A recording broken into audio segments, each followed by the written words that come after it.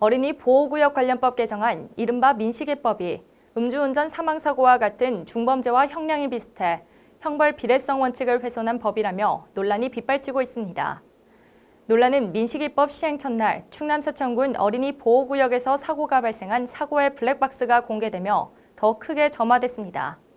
운전자가 어린이 보호구역에서 시속 20km 정도로 서행하던 중 건너편에서 무단횡단하던 아이가 차로 돌진해 일어난 사고였는데요. 블랙박스 사고 영상이 인터넷상에 공개되자 누리꾼들은 억울한 운전자가 생기지 않도록 법 개정이 필요하다고 지적했습니다. 앵커 리포트입니다.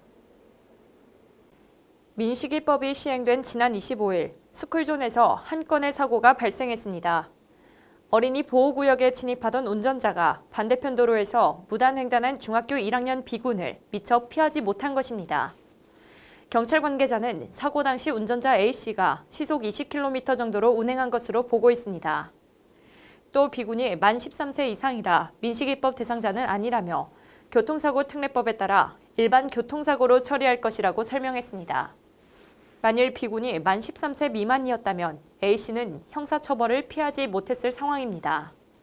민식이법은 지난해 9월 충남 아산의 스쿨존 내에서 교통사고를 당해 9살 나이에 숨진 고 김민식 군의 이름을 따 만들어진 도로교통법과 특정범죄 가중처벌에 관한 법률입니다.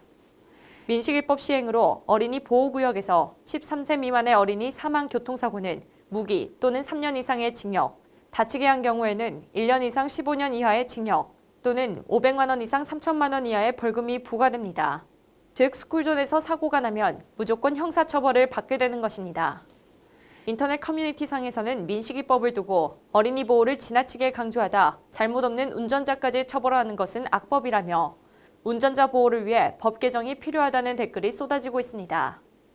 누리꾼들은 법은 처벌이 목적이 아닌 예방이 우선이라며 스쿨존 내 횡단보도 구간을 제외한 모든 인도의 펜스 설치, 스쿨존 내 불법 주정차된 차량이 조금이라도 사망 또는 상해에 관여할 시 해당 불법 주정 차량에도 처벌 수위를 동일하게 적용하는 등 저마다의 의견을 내놨습니다. 특히 음주운전과 형량이 같은 등 형벌 비례성 원칙에도 어긋난다며 민식이법의 또 다른 축인 특정범죄 가중처벌법 개정안에 유일하게 반대표를 던진 미래통합당 강효상 의원도 다시금 주목받고 있습니다. 이와 관련 지난 23일에 올라온 민식이법 개정이라는 국민청원은 9일 만에 무려 26만 1천여 명까지 돌파한 상황입니다. 한편 민식이법은 아이의 부모가 언론 인터뷰를 통해 당시 가해 차량 운전자가 과속주행을 하는 등 운전자의 부주의가 불러온 사건이라며 눈물로 호소했고 민식이법 관련 청와대 국민청원은 68만 7천여 명 이상이 동의해 진행된 법안입니다. 지난해 10월에 발의된 민식이 법안은 12월 10일 국회 본회의를 빠르게 통과해 12월 24일 공표했고 2020년 3월 25일에 본격 시행됐습니다.